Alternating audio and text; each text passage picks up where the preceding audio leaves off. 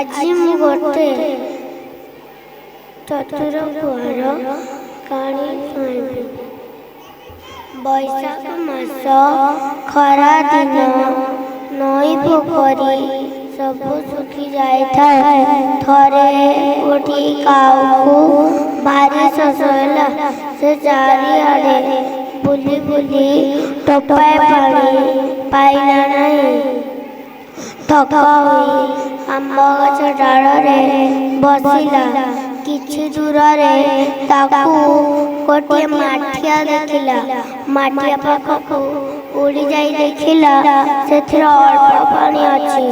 ତାର ଥଣ୍ଟ ପାଣି ପାଖକୁ ପାଇଲା ନାହିଁ। ସେ କହିଲା, ଏବେ କ'ଣ କରିବ? କିପରି ମୁଁ ପାଣି ପିଇବି?